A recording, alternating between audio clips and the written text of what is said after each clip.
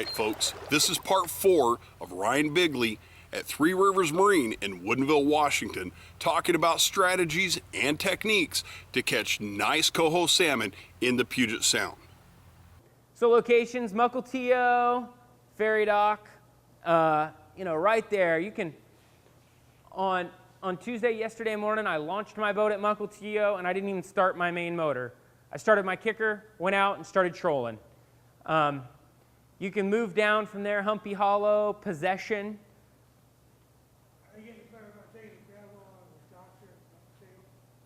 Are they getting better about taking the gravel out of the docks? No. No, I will tell you that if you have a boat with a windshield or you have a boat with a prop, go to Everett. Mukilteo's rough. Mukilteo's close and it's great. I think I have a 200 two-stroke jet boat and it takes me 8 gallons. I burned 8 gallons in a day launching in Everett, running and fishing from Mukilteo to the shipwreck and running back. So it's really not that bad to launch in Everett and run down. Mukilteo's good. You can launch on anything from like a 0 up, but there is gravel. Yesterday morning I launched and put my parking brake on. My truck slid back a couple feet. So there is gravel around, and you do get wakes from the ferries and stuff in there. So watch that launch. Humpy Hollow, just south of Mukilteo, when the beach starts going in, you start getting along in those cabins and stuff. Possession Point, a good drag is to start right at the Mukilteo ferry docks out in 300 or 400 feet of water and troll diagonally across towards the green can at Possession. It's a great way to go. Browns Bay is kind of more towards the shipwreck. You can get them in there. Edmonds, literally out in front of the breakwater. I know guys that have their gear in the water as they're going through the breakwater. So that's a good place. Bush Point and Double Bluff, if you want to make a run, can be pretty productive as well.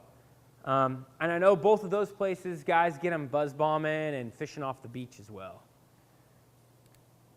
So there's Possession Point. Obviously, north is up. This is the green can. Mukilteo would be over here, so you can troll diagonally across. There's a little horseshoe in here. I know fishing was pretty good there yesterday. And just along this edge out here, tin shed area can be good, and this whole bar out here. So, out here the current can get real bad and push you around. So just pay attention to where you are. You can be in 60 feet of water 1 minute and 400 the next. So pay attention to those things. Point, no point. This is more king salmon stuff, but definitely good. You got to watch yourself if you're in here. This is where all the moochers in the Puget Sound go. If you don't, right in this point, there's people off the beach. So as a troll, if you guys got downriggers, you're going to troll, you're going to have to start out here and kind of stay outside of everybody. But this is a good spot, and it's really more productive on an outgoing tide. This is a real good place to go on an outgoing tide. A little bit more of a jaunt, but a good spot. And Skunk Bay, you control that whole beach. Mid-channel, this is real cool. This is a fun place to fish. This is definitely more like fishing in the ocean to me. It feels like there's more life there. You see big balls of bait. You get real active fish. So this is a fun place to fish. The best launch for those of us in smaller boats is Fort Casey. And I haven't actually launched there this year. I've been fishing out of bigger boats. So I've heard that since the Discover Pass thing comes in, you actually have to have a Discover Pass and the daily launch pass. So either go buy the $30 Discovery Pass and pay $5 or $6 a day to launch, or buy the 1 day for $10 and the boat launch pass for like $5 or $6, so it's like $15 a day. So keep that in mind if you're going to go there. I know some people that got tickets. Mukilteo, Humpy Hollow, here you go. This is it.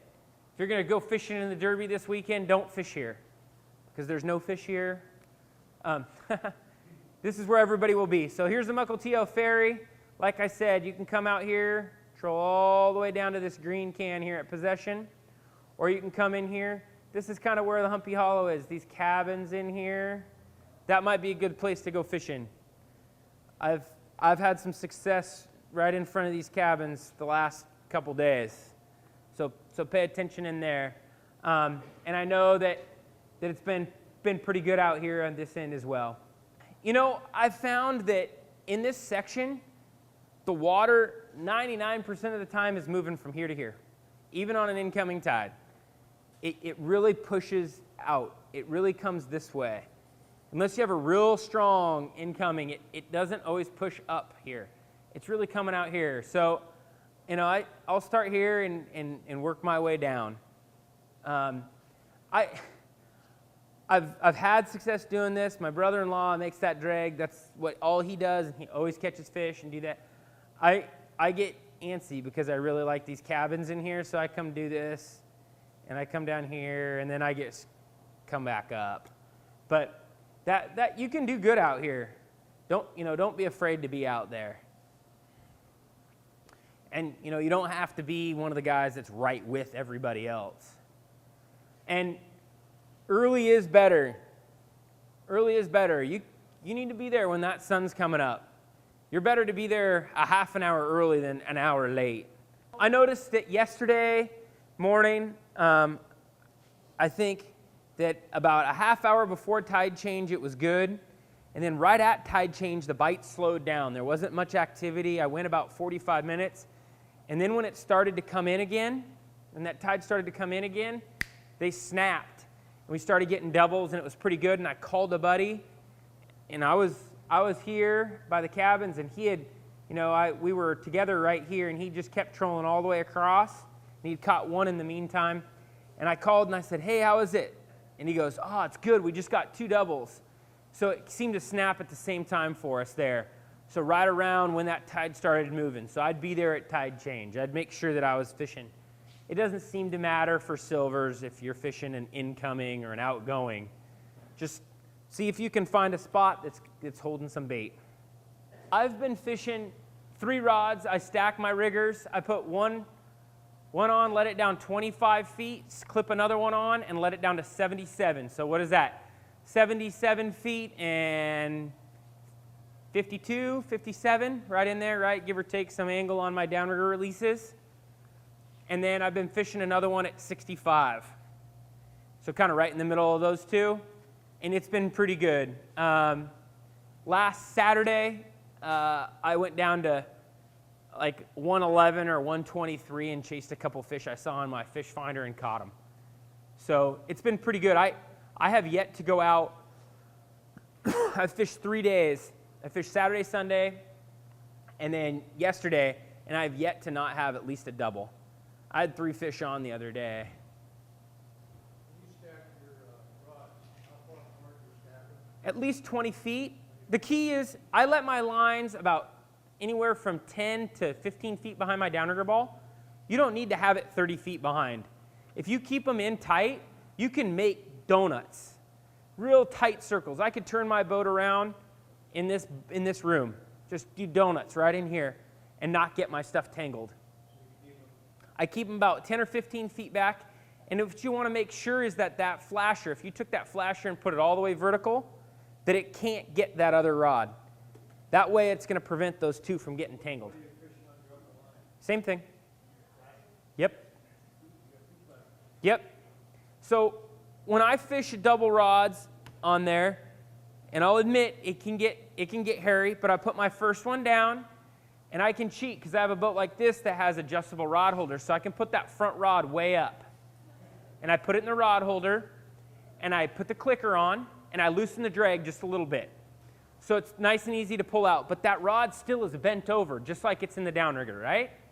I clip my other one on, and I let it out just a little bit further, maybe 15 or 20 feet behind the downrigger, clip it on, and then I let them down, and I keep that line pretty tight. I don't want a big bow in my line. And then I put it in the rod holder. Now, what happens is if for some reason that bottom rod, like the other day, this is what I fish on my bottom rod. I like this a little deeper.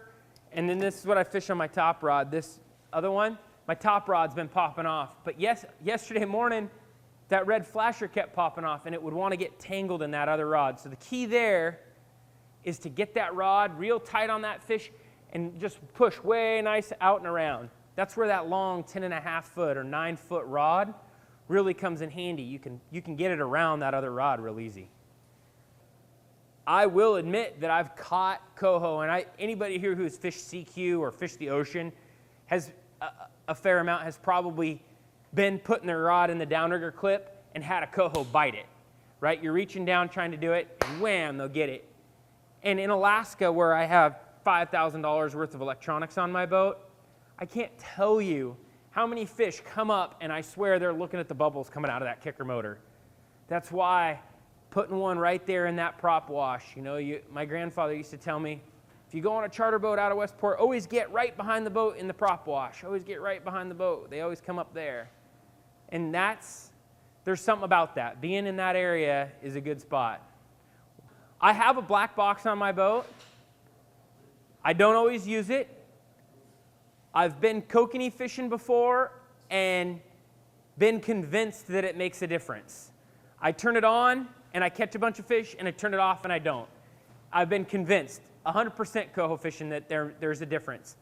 The thing that I don't understand is they say that if you read all the books and all the manuals, if you have a black box, keep your gear close, because it's that current doesn't go that far and all that. If you felt like you had a problem, then push your stuff further back would be my comment. And I'm not a black box professional. I'm not huge on all that. But my thought is, I don't think it's going to make the difference from you catching 5 to catching 50 that day or catching 20 that day. I think if you're in a group of boats and you see guys everybody's catching fish and you don't catch any, then you got a problem. And at that point, you need to look at your wiring, you need to check your grounds, you need to do something else. But I don't think that if you catch 4 or 5 and you put a black box in your boat, that it's going to make you catch 15. I don't think that's going to up your numbers. I think there's something else there. Keeping a rod in the water, tying your stuff the night before, being more productive and a little bit more efficient, getting your gear in the water and stuff, that's what's going to up your numbers, as opposed to just having the electrolysis issue. What's that? Correct. And that's the deal too. So if you upgrade and you put a synthetic braided downrigger cable in instead of a cable, then you don't have that electrolysis problem. Now, at the same time, if you bought a black box, you've just defeated the purpose of buying a black box, because the idea behind a black box is that you're actually attracting fish to you. So there's a lot of that. Mike, do you use a black box? No. And do you fish 4 downriggers, or do you 6? Yeah. So Mike's a charter boat captain out in the Sound and the ocean, and he fishes 4 downriggers, which has got to be twice as much electrolysis option, and he doesn't use it. So it's kind of back and forth. I think if you catch fish, if you're still catching some, I don't think it's a huge thing. Okay, folks, that wraps it up for this seminar. Ryan is a professional. He has years of experience from fishing in Washington State as well as Alaska.